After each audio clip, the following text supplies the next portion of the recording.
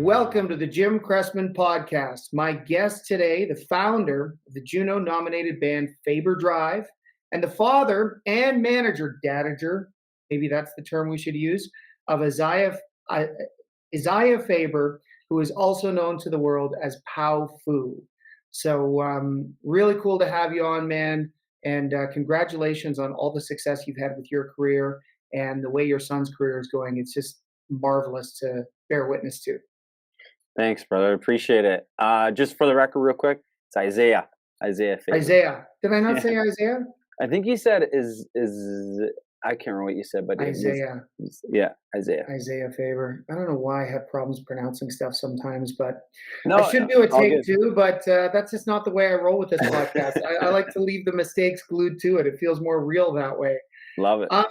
So let's start with the Faber Drive days, because you were part of a Christian rock band that broke up, and then you decided you wanted to go in a bit of a different direction.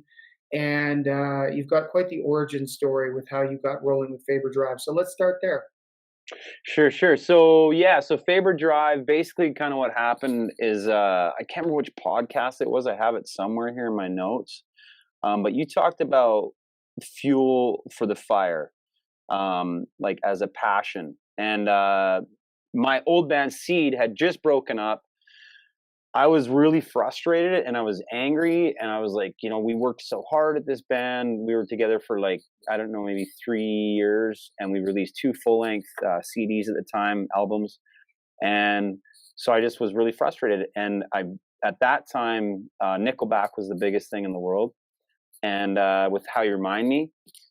And so I looked on the back of the Nickelback CD, and I saw in fine printing Joey Moy, recorded at Greenhouse Studios, produced by Joey Moy. So I found Joey Moy's phone number in the phone book. That's how long ago this is. And not Joey Moy, Greenhouse Studios number. So I phoned Greenhouse Studios number, and the manager picks up and she says, "So Greenhouse Studios." And I said, "Hi, I with my band." I didn't tell her we were broken up at the time. I just said, my band, we'd like to get a really good producer. And she's like, "Well, who are you thinking?" And I said, "Joey Moy." And she's like, "Oh, that's so weird. He's on a break right now, so I'll just give you his cell number." And I'm like shaking and freaking out. And so I'm like, "Sure." And then I got a piece of pen and paper and wrote down Joey's number. And then I continued to bug Joey Moy for like the next 6 months, and just kept phoning him and just like reaching out. And finally he got back to me and he said, "Hey, why don't do you have any demos of acoustic stuff you're working on, or any recordings?" And I said, "Yeah, I do." Dropped off a Seed CD at his house.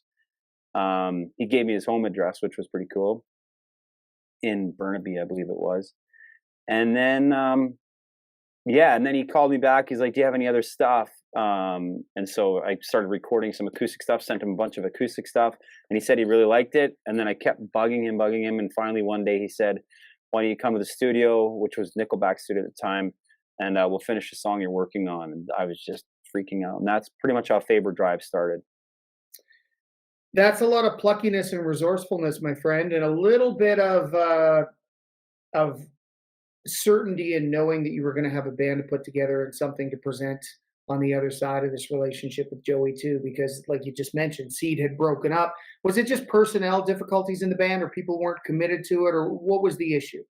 Part of it was, some of it was personality stuff, but I don't know. I shouldn't even really say that. There was more so what happened was we were getting into relationships and having children.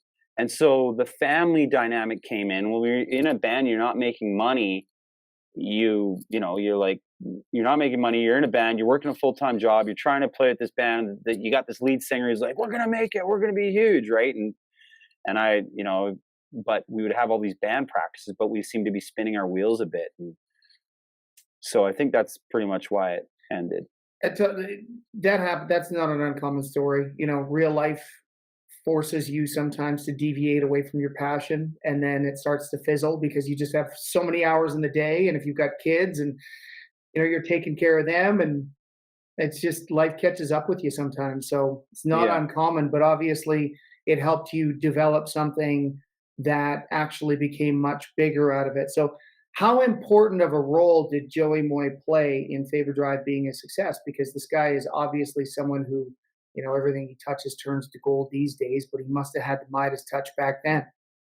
Absolutely, yeah. Joey, I don't know, man. I would say he was a massive, massive reason why Faber Drive had any success.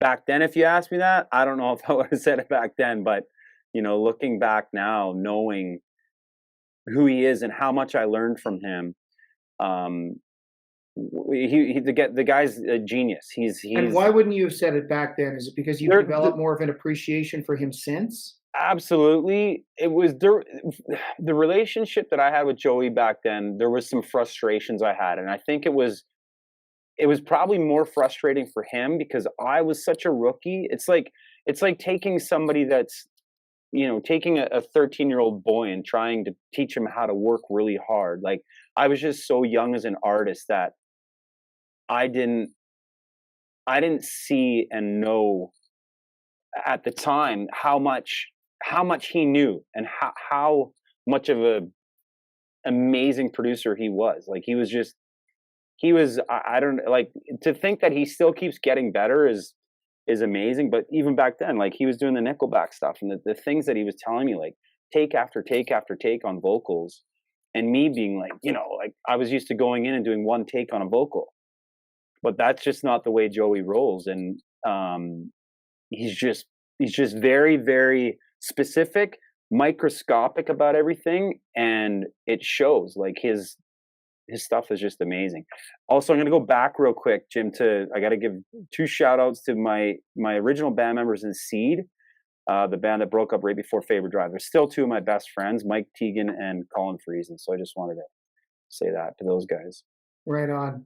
Yeah, and back to Joey, you've got to be obsessed to be the best, right? And that Yeah. guy clearly has an obsession, and he's done so well. And so glad to see him doing great with Big Loud and transitioning into Nashville and into that scene and everything he's done successfully there. So okay, so you get Faber Drive rolling, you guys get an album out. You're on 604 Records at the time, which is a label that's run by Jonathan Simkin, but also partially owned by Chad Kruger of Nickelback, for people who don't know that. And I believe Chad is still involved, from what I understand. Um, and then things are rolling. So now what? Are you feeling like you are finally getting the recognition and substantiation and respect you deserve? Or are you still struggling on that front? What's happening in your world around that time? Uh, Definitely was a struggle. There were some moments that were like, okay, this is amazing. While we were in the studio recording, though, just to go back a little bit, while we were still recording with Joey before we get the record out, at one point, I was going to the food bank because I didn't want to. I had to put in my mind. I had to put the time in the studio. I had to get the album recorded, and at whatever cost. So I was going to the food bank to feed my family because at that time we had two kids, Isaiah and Patience, me and my wife. And so, anyways, I kind of mentioned it to Joey at one point. Joey, word got around to Chad. Chad pulls me aside, and he's like, "Hey, man, I heard that you're going to the food bank to feed your family." He's like, "We're brothers around here. I'm going to wire $5,000 into your account today, and just to help you out, you can pay me back whenever you get some money." And he's like, "We're here for you." So I just thought that was really amazing, and I was just, you hear different stories about Chad over the years, but I just thought that was awesome, and I'll never forget that.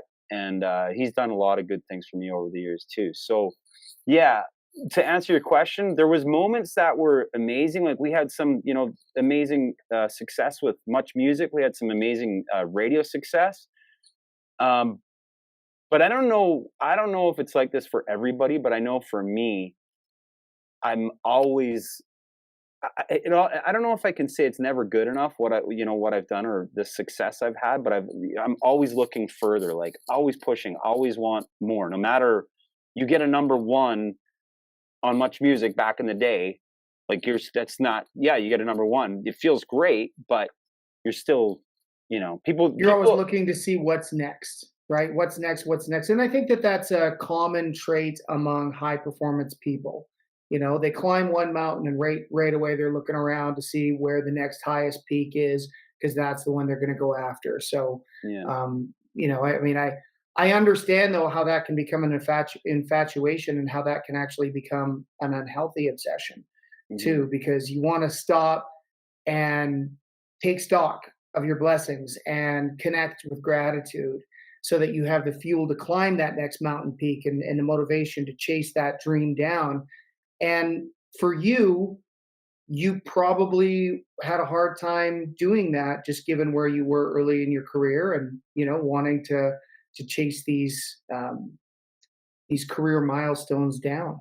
Hmm. Yeah, yeah, we did. And then, oftentimes people think if you're on TV or if you have a song that's on the radio, people automatically think, oh, you're a millionaire or you're rich or you're well off or something. Well, we were by no means well off.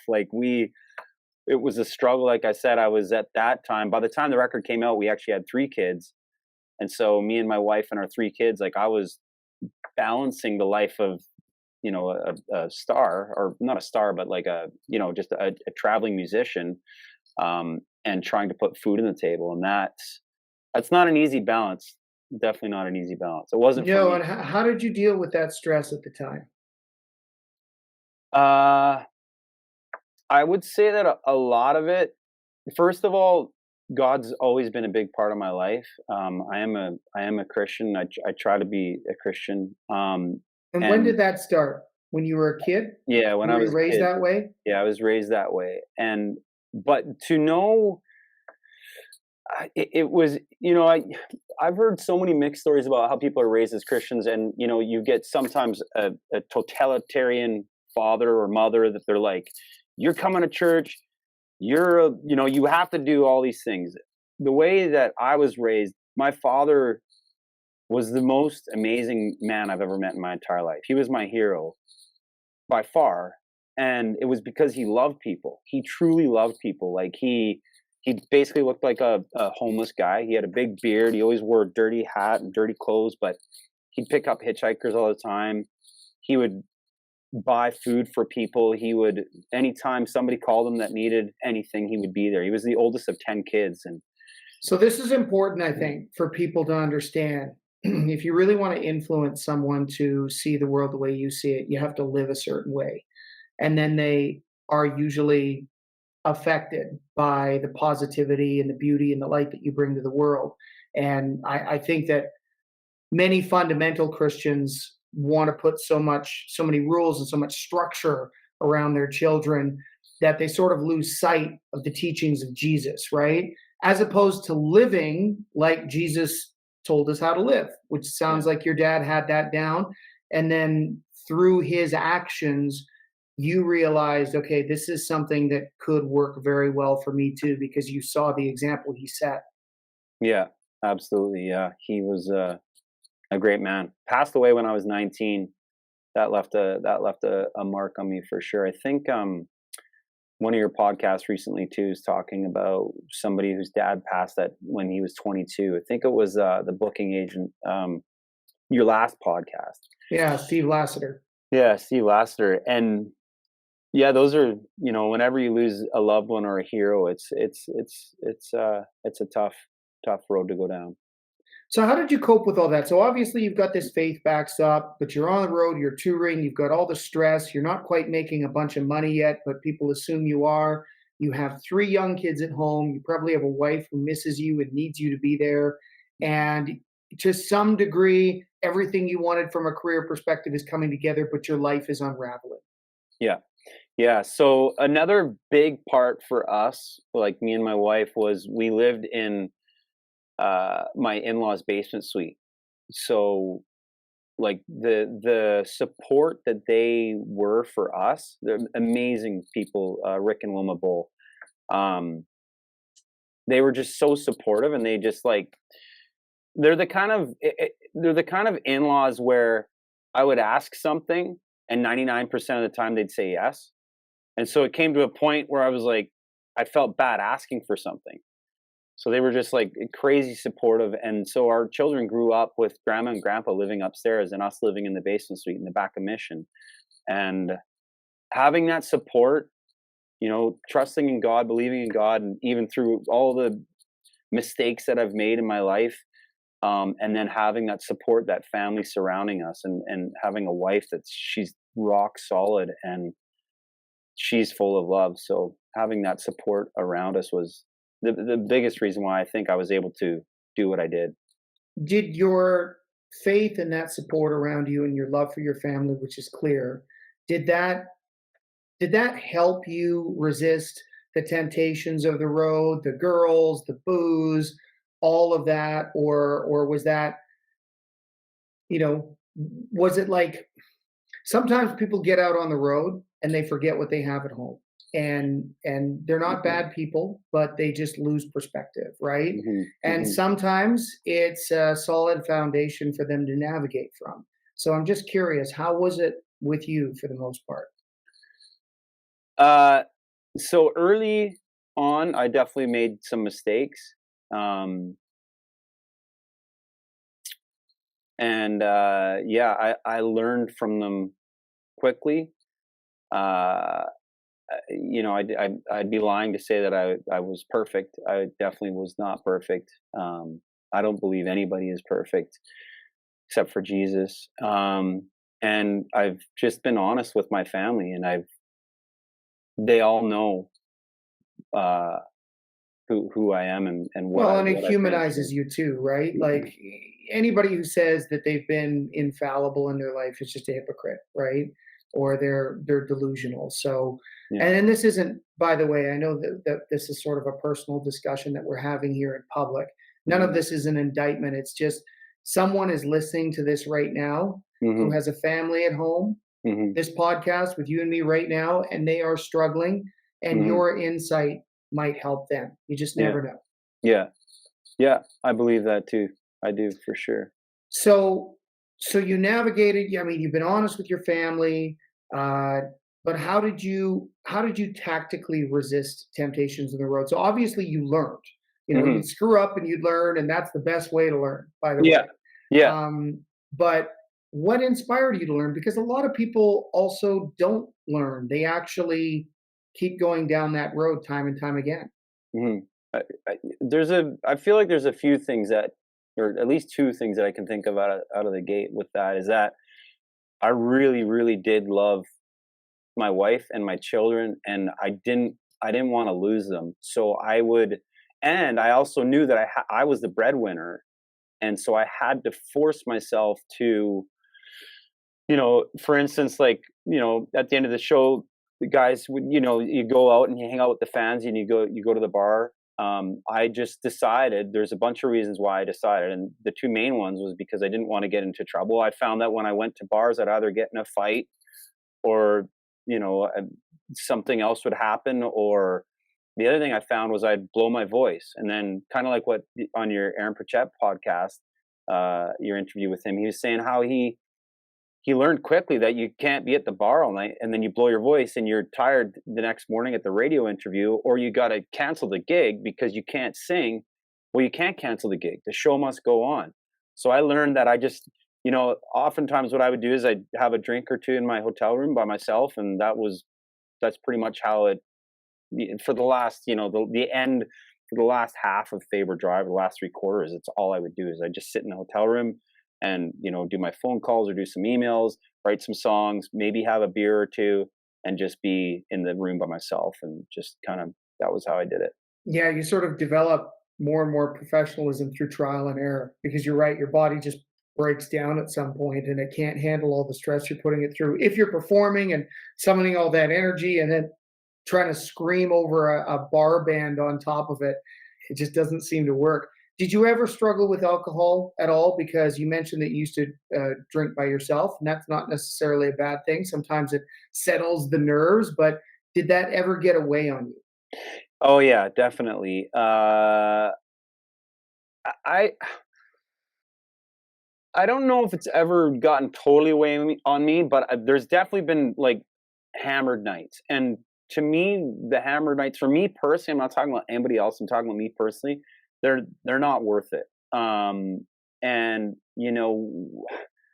like my son Isaiah Powfood doesn't really drink, and I think part of the reason he doesn't drink is because he saw me being a dipshit, hugging the toilet bowl at 10 in the morning on a Saturday or Sunday morning, and puking my guts out. And we're not going to lie to him. We're not going to say, "Oh, Dad's sick." We were straight up. We not that that would be a lie necessarily, but we were just honest. I had too many drinks the night before, and so I think, yeah, there was times where it definitely got away. Definitely got a lot better of a handle on it now, and uh, but yeah, alcohol is it's one of those things, man. Actually I've been kind of wondering because I know that you don't really drink too much. I was kind of wondering the same thing with you. Did you ever decide at some point in your life, or did you ever struggle with alcohol yourself? Well, I never really enjoyed it that much. Right. So I grew up in a small town. So we were drinking, we were 14, 15 years old when we shouldn't have been, but we were. And I just never really enjoyed the taste. I didn't really enjoy how it makes me feel. And now that I'm older, even though I avoided it my entire life, I do enjoy cannabis.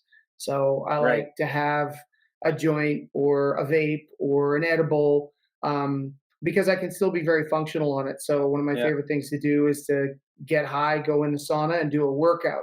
Wow. Feels amazing, or go for a run.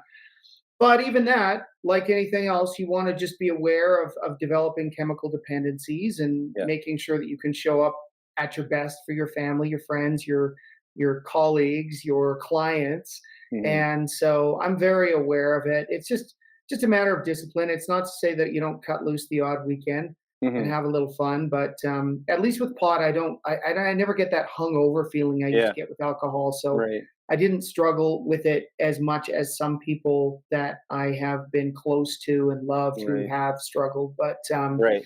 But it's good, and it's interesting when you talk about Isaiah and how he eschews alcohol use now. It's interesting that him seeing you in that state probably was a more profound example for him getting off on the right foot in terms of his relationship with alcohol and drugs than anything else you could have told him as a father. Yeah. Yeah. I think you're probably Like there are right. silver linings to these things at times. Yeah. It's important to remember that. Yeah. I agree. So, not to dig on this, but Mhm. did you get hungover at some point, like when you were 13 or 14, and you're like, Oh "Okay, this yeah. is horrible. I don't ever want to do this again." Oh yeah, Yeah. absolutely. Now I remember one time we were out camping horseback, me and my buddies, and one of them snuck a bottle of whiskey, and we fired up the campfire, and we got so drunk we actually didn't even bother setting up the tent. We just all passed out by the campfire, and we woke up in the morning and we had no water, and we were parched, and our heads were throbbing, and Oh. it had been cold in the middle of the night. Like I grew up near Stettler, Alberta, so we were camping on some land we had north and east of the city or the town there. And I've got buddies to this day who will testify that that was a really rough morning. And I think I was 15, and I was just like, I don't like this. Now I drink socially, and I still do every once in a while. I might have a gin and soda, but I'll have one, or I might have a glass of red wine, but I just don't really like it. So it was Oh. an easy thing for me to steer clear of because it never was a temptation that I really enjoyed. Mhm. And that's luck.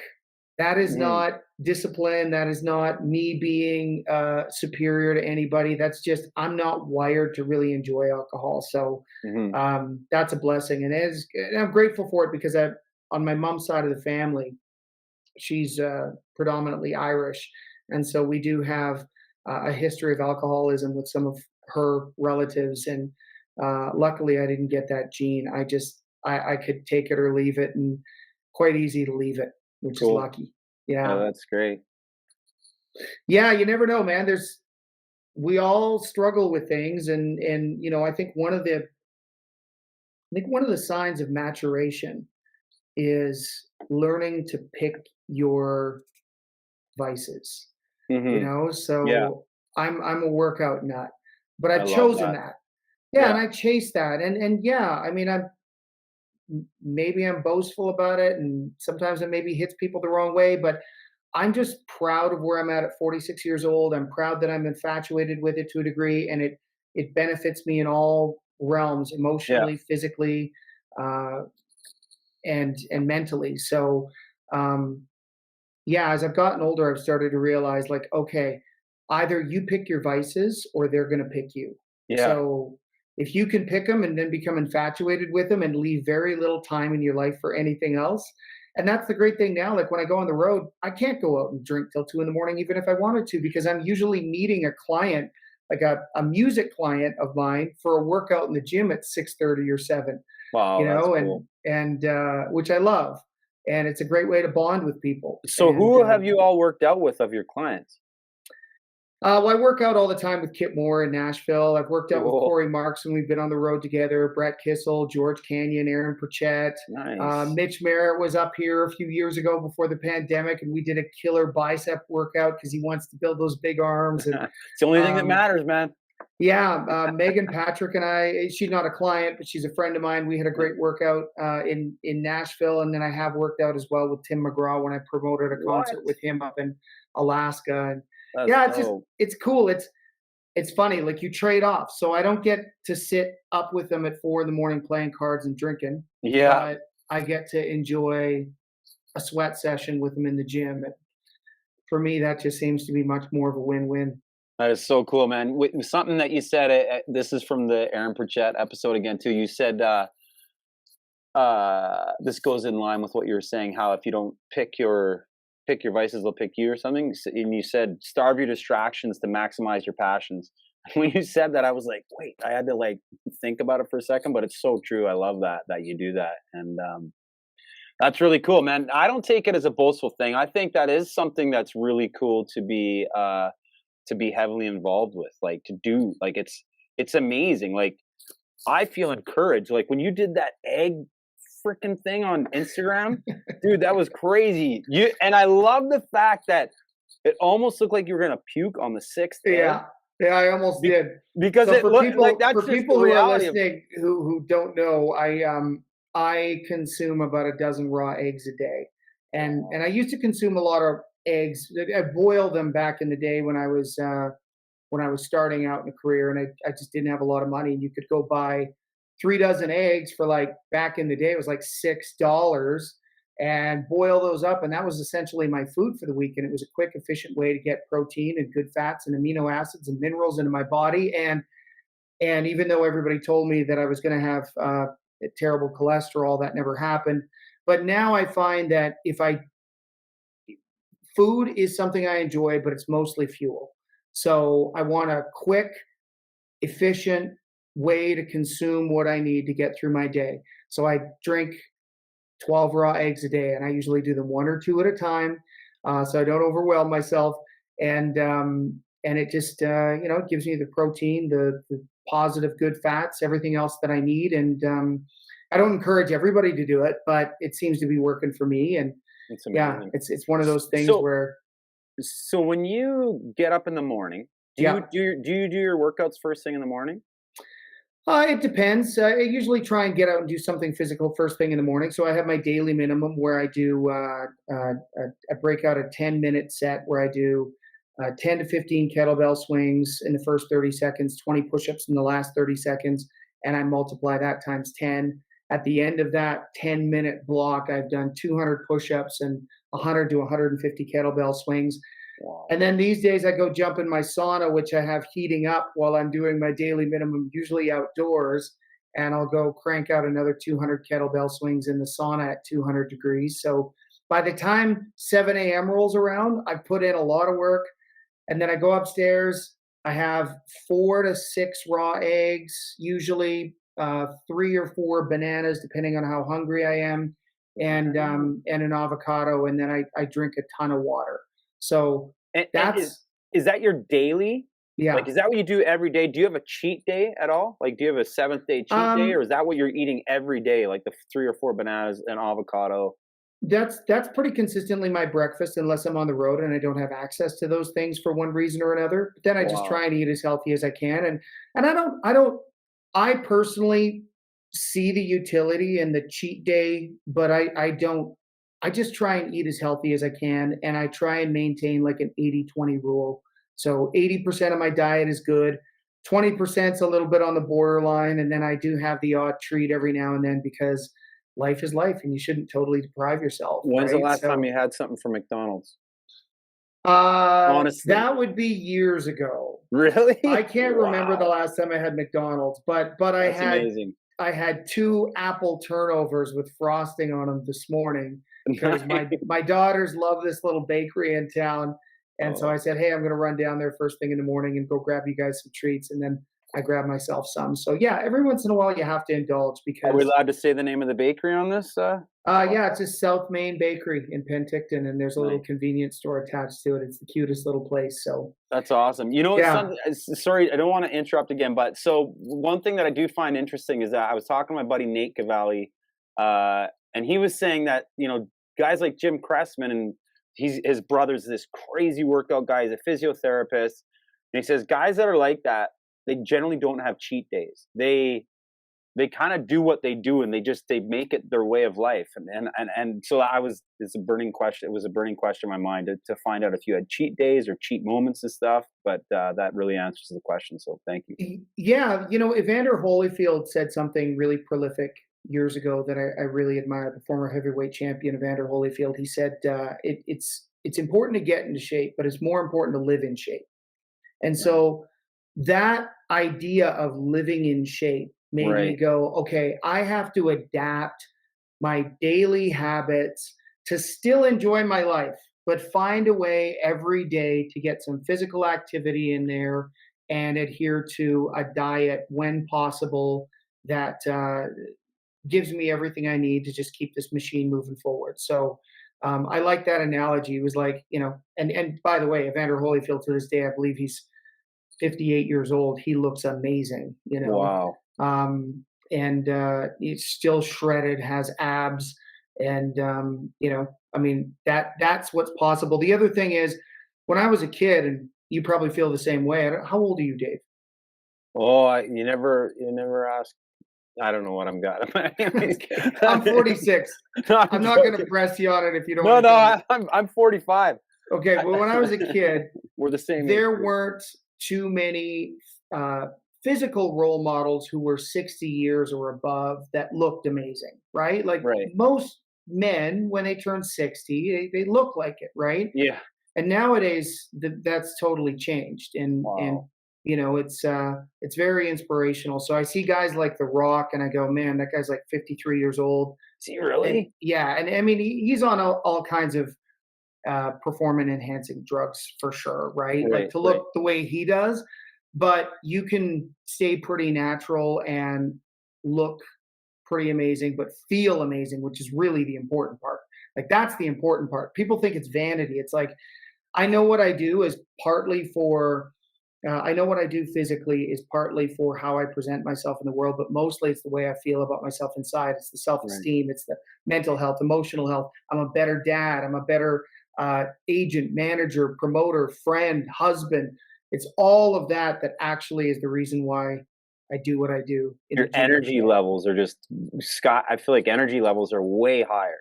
Yeah, for sure. So what do you do? Are you I know you're not crazy crazy like infatuated, but obviously, you're 45, you're in good shape. What do you do to take care of yourself? Uh, so I probably work out. I'm gonna say probably about 5 days a week, 4 to 5 days a week. Yeah, I don't. Obviously, I'm not at your level. That's your level's crazy, man. I I go to my buddy's gym down the street, Pump House Fitness. It's awesome. I also have a bit of a basement gym in the basement, and I just, I kind of do some basic stuff. I do a lot of chin ups. I do some push ups, chest. I try to hit all the Major body muscle stuff, groups? and Yeah. then I do intermittent fasting a little bit, but I'm really bad at it. So I'm like I cheat like all the time. Um, but I love it because it's like on it, what I like to do, my window of eating that I like to do is I don't eat till 2 in the afternoon, and then I stop eating by 6 p.m.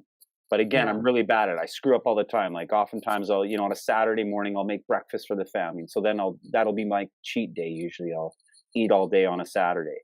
Um, Well, the other thing you could do too, as a suggestion, is you can loosen that window a little bit so that you can maintain more consistency with it. So maybe, look, what I've done when I've done the intermittent fasting thing, which I'm not doing currently, but is like, again, you have to find a way to manage it long term. So it's like 10 a.m. to 6 p.m.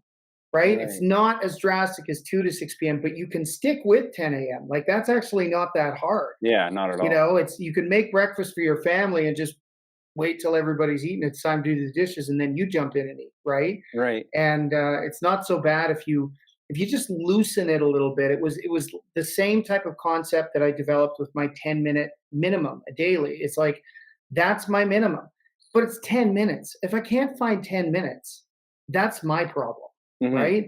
Yeah. So banging out a quick 10-minute workout as a minimum, even if I'm, in Nashville and I've got meetings scheduled from 7 a.m. to 2 a.m., I bang out that 10-minute minimum and at least I've done that, right? I Yeah. don't have to work out an hour every day. I don't have to roll jujitsu every day because that's not going to happen. And then what starts to happen is it becomes easier and easier to quit and get out of your routine because you miss one day, you miss 2 days, you miss 3 days, and then you're like, ah, fuck it, Yeah. and that happens way too often with people. So I'm a big fan of find what works, what you think you can maintain quite consistently, Hmm. and then just do that as much as you can. And if you miss a day, no big deal. You make up for it the next day. Like it's not the end of the world as long as you're maintaining some consistency over a long period of time. Uh, Intensity plus consistency. That's the formula for success in almost everything in life from my perspective, right? People are always like, oh, how do you get in great shape? It's like intensity, consistency, right? Go hard, go every day. Eventually, you'll be in shape. Right. And if you're trying to break through as an artist, intensity, consistency, right? How Right. many hours a day are you allocating to songwriting? How many hours a day are you out searching for other songs from publishers or songwriters or setting up co-writes? How many hours a day are you spending in the studio tweaking your sound and finding out if there's a way that you can evolve it, make it even more appealing, right? Like, Hmm. and then yeah, that's the other part, the consistency. How often a week are you doing that? Are you doing it every day? Are you doing it every second day? Like these things add up over Yeah. months and years, right? Yeah. And most human beings overestimate what they can do in a week and they Yeah. underestimate what they can do in a year. Right. That's It's like, interesting. I got to get in shape. I'm going to a buddy's wedding. So then they start doing push-ups like a week out from the wedding. It's like, well, it's not going to help you. Right. Yeah. But if you go, you know what, I'm going to do 50 push-ups a day for the entire month of December or the entire month of January, right? At the end of that month, you've done 1,500 push-ups. Well, that's 1,550 if it's January. Like that's going to make a difference, Yeah. right? Yeah. So that's the thing that I think gets lost by a lot of people, and it's an important thing to it's simple and it's basic, but it Yeah. works. Even dumbing it down though too to like 10 push-ups a day for an entire month or 5 push-ups a day. Like I've been reading this book. I think I told you about off the podcast here, Atomic Habits, and I love it, man. The guy breaks it down to how simple it is. People bite off more than they can chew oftentimes. And like in Atomic Habits, he basically says make something so simple that all you do is you do it every day, like you're saying, make it a lifestyle.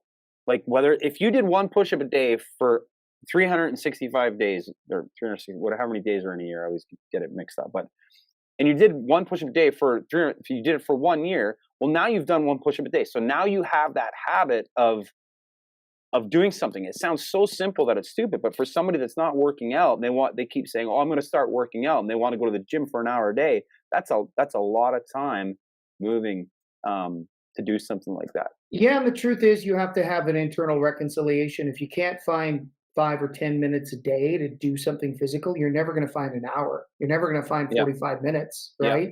So you're right. Break it down, see what you can manage. see what feels like is a maximum for you and a minimum for you, and go, okay, this is going to be my minimum, and no matter what, this is what I'm going to do.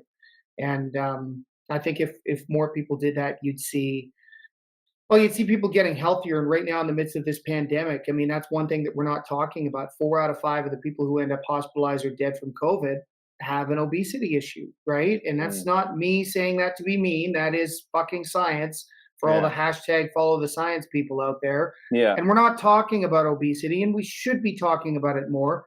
I don't understand why there's not a fast food tax imposed immediately by the government. I don't understand why the federal government doesn't allow you to write off any workout equipment you buy for your house or any gym membership you purchase, right? Yeah. Think about the stimulation that would give the fitness industry. Yeah. And we all want to talk about doing our part by getting vaccinated, which is fine. I got nothing against vaccines. I'm basically pro vaccine. I just don't think it's the only thing you can do to do Abs- your part, Absolutely. right? It's like, you really want to do your part, don't gain 20 pounds over COVID, Yeah. right? Because Yeah. no matter how many vaccines and boosters you take, you could still be susceptible. Hmm. And that's a hard truth. But we've got to be loving enough with each other Hmm. and encouraging enough with each other to dispense hard truths at times. And that's okay. It's not, one of the things that drives me nuts right now in culture is this idea of fat shaming. And it's like, if you're being mean to someone because they're overweight, that's one thing, and that's unacceptable. But if Yeah. you're encouraging someone to have a better life and Hmm. a better quality of life, and you're doing that from an intentional place of love, well, Hmm. that is not shaming, right? Yeah. And we can all learn to do that with the Yeah. people around us that we care about. Yeah. I 100% agree. We can talk about so many things on this front, but I do want to get back to music. So, Okay. talk to me about the transition from having this band that's crushing it and doing really well to nurturing Isaiah's talent and helping him get his career to where it is today. What's that transition been like for you? Because you went from artist to now behind the scenes guy. Hmm. Yeah. It's been, it's been amazing. I would say, there's obviously ups and downs. One of the things that for the first, I don't know, I'd say at least 10 years of Isaiah's life, we didn't have a TV in our house in the basement suite. Um, and we had a drum set in the living room. And we had a little setup and stuff. And so we were jamming when I was on the road. I told the kids they had to practice every day. And Isaiah got really good at drums. He finished the book called Modern Rock. I can't remember who the guy who made the book, but it was awesome. It was a drummer book, and he was always really good. And they were, I pushed them to be consistent, and they were. And yeah, Isaiah just took to it. And now my daughter, Patience, whose name is Sleeping, she's doing really well too, and she's an upcomer. She just had a song released with Palfu called Alienated. And yeah, the transition, I mean, it's kind of weird because I've always been his dad, and I always felt like I wanted to push them into something that I knew, or at least because I grew up doing construction. I grew up working at Dairy Queen. I did all these different things, but the one thing that I knew that I could that I was best at anyways for me was music. And so I wanted to be able to give that to them so that when they grow old enough, they could decide for themselves that they wanted to do music full time. And so I just encouraged him to do that. And when he was about 16, he just started writing songs on his own. And the practicing that I was making them do, whether it was drums or learning songs and learning cover songs, Isaiah used to learn Eminem songs or B.O.B. songs, Airplanes, and he had to memorize them. And he had to show them to me that he knew them. He just started writing his own songs, and he's phenomenal. Like today, I was talking to him again today on the phone, and he's constantly got beats on in the background that he finds on YouTube or wherever. He's got buddies that make him beats too, and he just top lines on them, raps on them, and sings on them. And to this day, he's just so driven and so, like the other interview, I think it was your last one that you were talking about how you can't teach somebody hustle. He has that hustle. and he has that drive. So it's it's been good. There's obviously been challenges being a dadager, that can be quite challenging on its own. But it's amazing too, because he's my son, and overall I want the best for him, and yeah, he's a good kid. What's the learning curve for you been like? Because there would have been a lot that you would have had to pick up on the industry side that maybe you hadn't been privy to as a touring artist, right? I mean, you do pick up a lot. Like, Yeah. it's amazing what artists learn about the business just by virtue of osmosis and asking questions. But I would imagine you had a lot that you felt you needed to get under your belt and learn as well. Yeah, for sure. And I mean, that's one of the reasons why I brought on E1 Chris Taylor. They've now become Monarch. Um, but yeah, early on, I just felt like, I have the hustle, and I have, the touring background, and I have, I had songs on the radio, and I had number ones on much music, and I was signed to 604 Records, and had an American deal for a short stint there. But there's a lot of things that I that I felt like I wasn't adequate enough at. And Chris Taylor, my co-manager, has been amazing. Like, just, the advice that he has. He was a lawyer in the beginning, and then he became a manager and a label owner. He just knows a lot. He's been doing it for like 35 years, and it's been great having him as a wingman, and the Monarch team. And you were smart enough to recognize that you had some voids, right? And that you Yeah. needed someone to fill those voids. So good on you for having the foresight to go out and find someone like Chris. Because a lot of people in this business, they want to try and keep it all for themselves. And it's like sometimes you just need a partner so that you can do it properly and make sure that you achieve everything you want to. And being Isaiah's dad, that was probably another motivating force. It's like, hey, listen, I want this kid to succeed, not just because I want him because I'm working in a management capacity, but also because he's my son. hmm Yeah, absolutely. Yeah, at the end of the day, I want the best for him, and I want him to. He's a Christian too, and anybody that follows him on Instagram, he loves talking about God and Jesus, and he's a great kid, and yeah, ultimately at the end of the day, I want the best for him. Now, that's an interesting question. How is that received in his world? Because again, the world keeps changing, evolving, devolving, depending on the perspective and the lens you put on it. But popular Christian philosophies, ideals, and values are not always in vogue today in Yeah. society. So I want to ask you about yours, and then we'll transition to Isaiah. But for you, being a guy who was basically a rock star, who also had the values of a Christian, were those were those ever challenged by fans or industry people, or did your faith become something that people would push back on, especially if you presented it publicly at times? Yeah, yeah, definitely. People, there's pushback. Um, yeah, there's been pushback. Even for him, there's been pushback. I mean, at the end of the day, I I grew up in a loving family with a loving father, and that was my example of what a Christian is and what a Christian should be. And my dad was full of love. I try to be as loving as I can, um, to everybody I know, to my family first and foremost, and then my friends and everybody else. But there's many times, I've been called an asshole before. I've been called all kinds of things. I've screwed up, like I said, many times. But I feel like love is the number one thing, and if I don't have the answer for something, I'm not gonna pretend like I do. I'm not going to, I don't know everything, and yeah.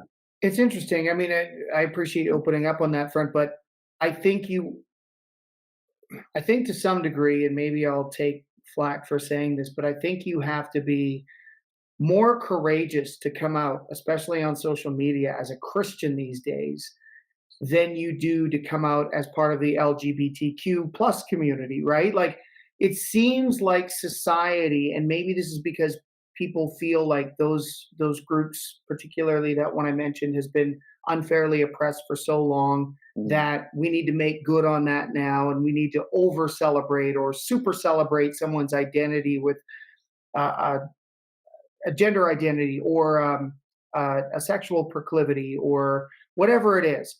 But being a Christian these days isn't exactly popular Mhm. in in the public showbiz realm.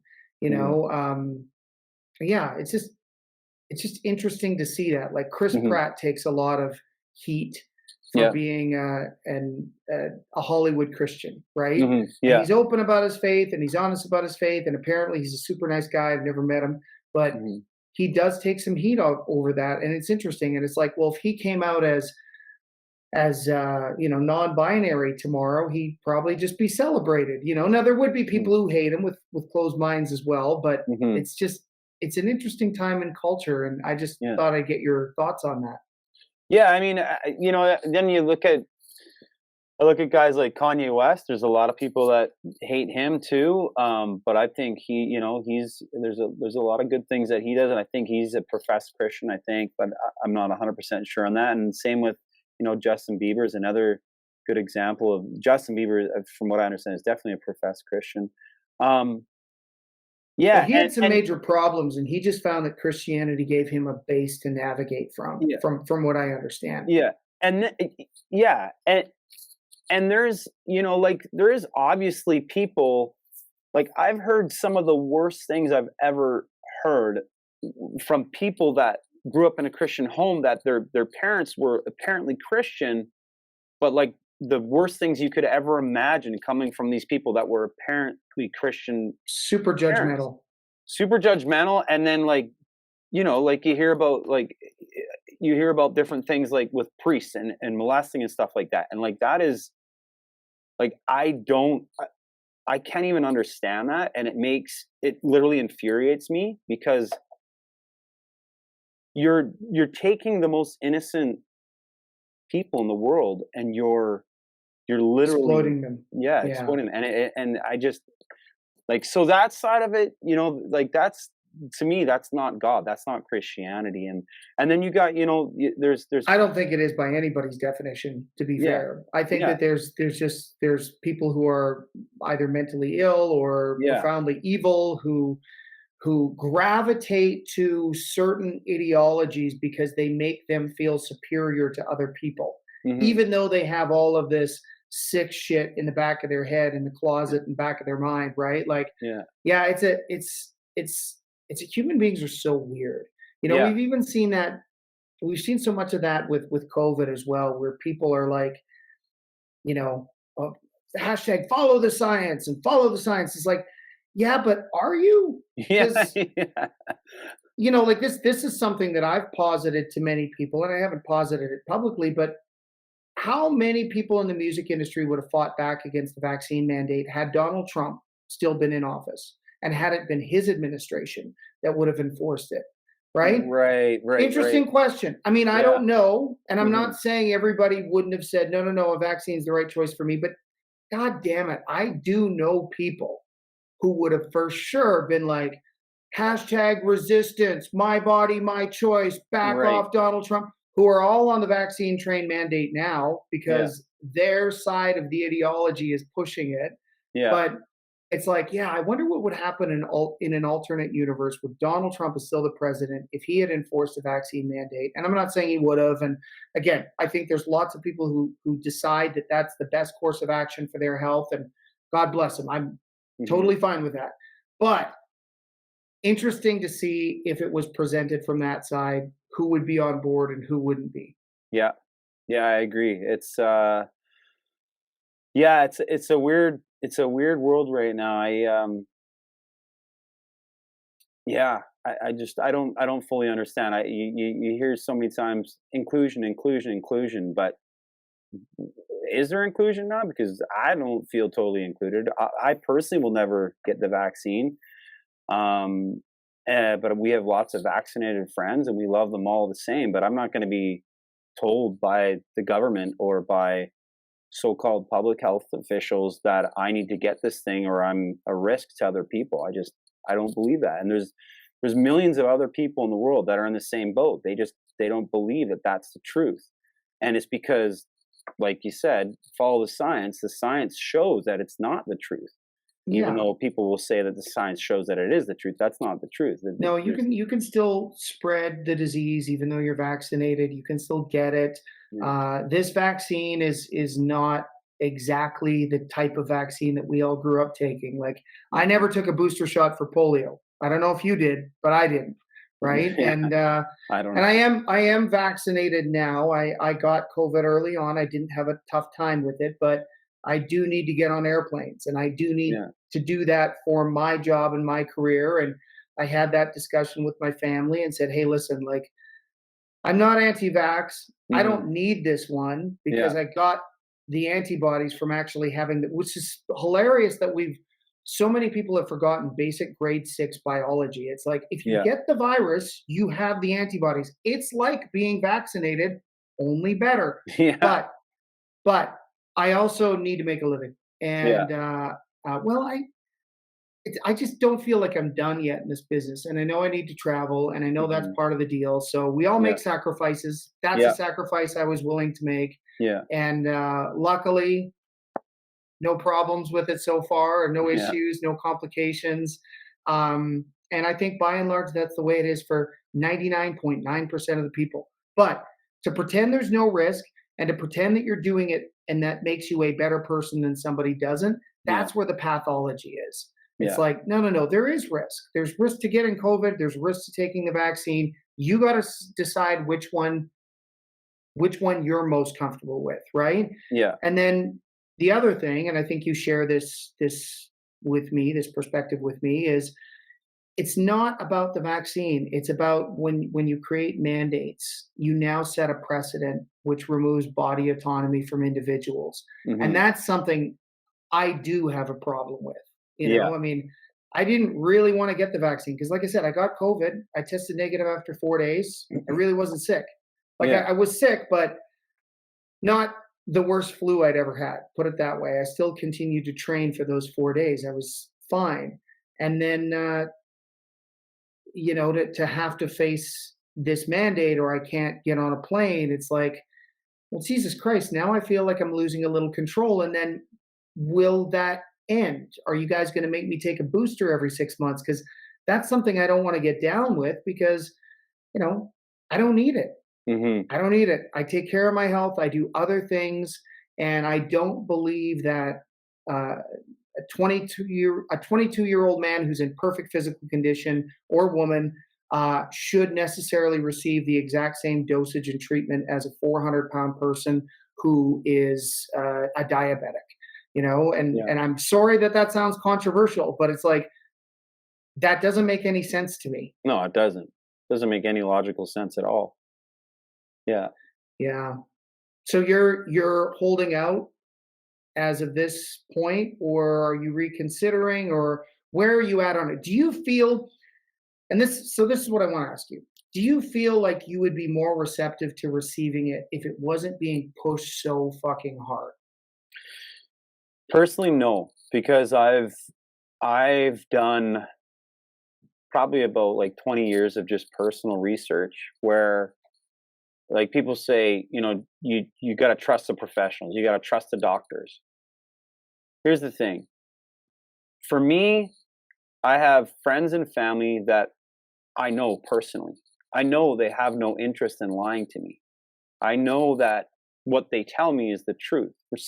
I have some friends that I know what they tell me is, oh, I don't know if I can take the truth from that. But most of my friends and the people that I love and that I'm close with, when they tell me something, I listen and I take it to heart.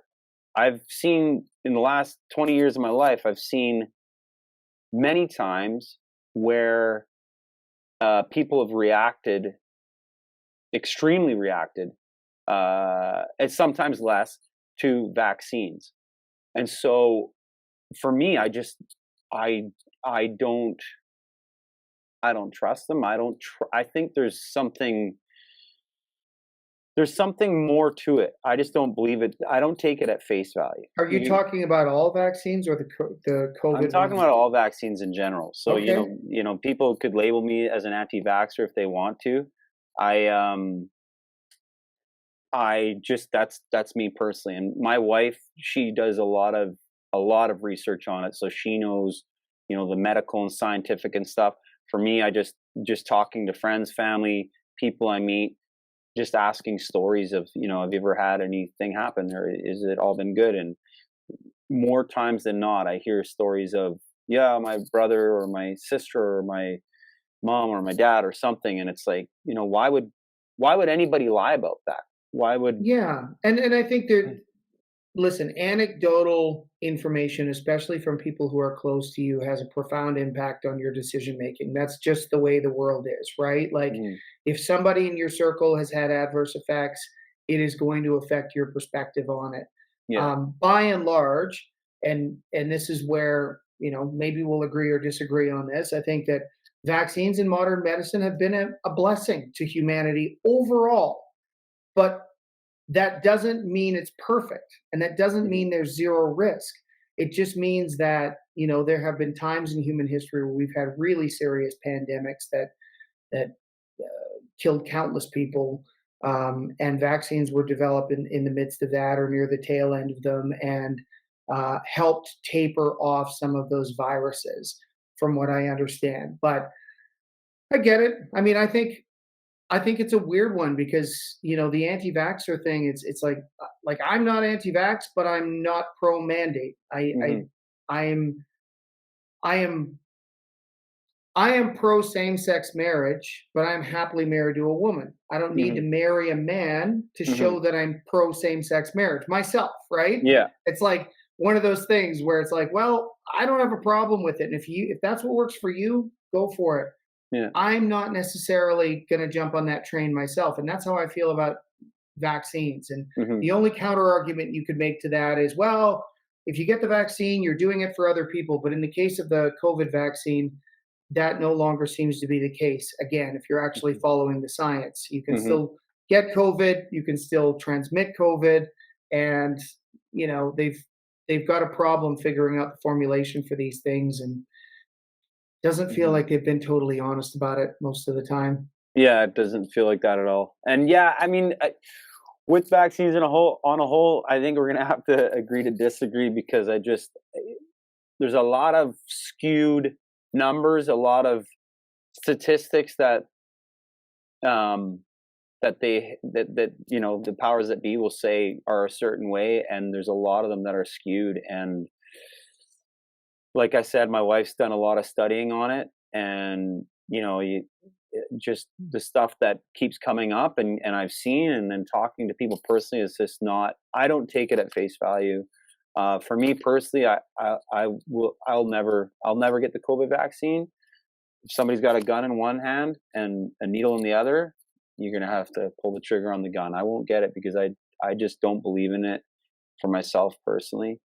And that doesn't mean that I don't love my brother. It doesn't mean that I don't love my neighbors. It doesn't mean I don't love my friends, because anybody that knows me knows that I love all those people very, very much. Well, and you can differ in your medical choices for yourself versus other people, and Yeah. and yeah, I certainly respect and understand that. And listen, I got family members who are unvaccinated. I've got extended family members who are unvaccinated, and I've got family members who are zealots about the vaccine and think that we should vaccinate everybody down to fucking embryos. Like they're just all over it, right? And I love them Yeah. all.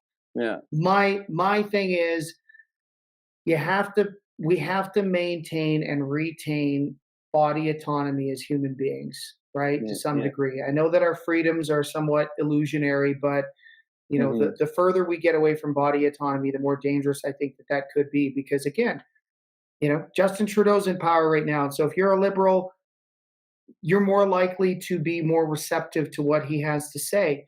But if there were a leader that you viewed as fascist or tyrannical in place, and now these precedents have been set under Justin Trudeau, and now that particular leader is mandating types of medication that you are forced to put into your body, and you don't have a choice because you once complied with this mandate. Well, then now we get onto a really slippery slope, right? Hmm. And Hmm. you have to look past these things. I think another thing that we don't do enough societally is we don't play chess. We don't think, okay, how could this come back and bite me in the ass? What could the unintended consequences be? If I make this move, what are the other 6 moves that I could be setting myself up to be vulnerable for, right? And Hmm. we're certainly not doing that now. We're all driven by fear and we're stampeding towards what we believe is a solution, but what statistically more and more has shown us is not the perfect solution for this problem. So it's a Hmm. multivariate equation. Break a sweat every day, try to eat as good as you can, Hmm. take care of yourself, take your supplements. If you want to get vaccinated, I support you. But one of those things without the combination of the others is probably not going to be effective. Yeah, I agree. Well, good, man. So, you also had something pretty interesting happen a couple days ago. So we're going to wrap this up, but I've really enjoyed this conversation. Just for people listening, so I pre-taped this episode prior to the holidays, and we're going to release it early in the new year. Yeah. But Dave, tell us about your insane adventure the other night. I don't know if it was an adventure, but I sleep through everything. My wife wakes up from anything. And she comes, I guess she went down the hallway and she comes back and she's like, Dave, somebody in our garage. I'm like, what? So I get up in my tidy whities and I grab my hammer and my bear spray and I go out the front door, just raging mad. And we got all the lights on. I'm looking at her. We're like, you better get out here. So I'm kind of yelling. And anyways, go to the garage and my mountain bike, my $1,500 Brody Bruzo, which is really old now. It wouldn't be worth 1,500 now, but it was probably 10, 15 years old, is gone. My wife's calling 911. I'm running around. I guess whoever this guy was, he broke into our van and he had a jerry can. So it looked like he was just going to siphon gas out of our vehicle. And Hmm. so there was a jerry can there. There was a hose, and he had a little weapon in there. So, but I'm glad that that he didn't see me because I was ready to defend and go till the end. But yeah, that was pretty crazy. 4 cops showed up. They had the dog come and they I sniffed. love how you were armed like you were going to fight a raccoon, though. Bear spray and a hammer. You Yeah. know, like Well, if he had a gun, I would have been screwed. But apart from yeah, that, totally. Other than that, you'd probably be in pretty good shape. oh, I Oh think I man, had him. that's crazy. Well, I'm glad everything panned out and everything's okay, and that all you lost out of that transaction was a bike, which was Yeah, 10 years old, by the way. yeah, So maybe it's materialistic. time. That's God's way of telling you it's time to get a new bike. That's what that was, right there. Pal, all the best of the holidays to you, man. Thanks for taking the time to do this. I really enjoyed chatting with you. No problem. Thanks so much, Jim. Really appreciate it, man.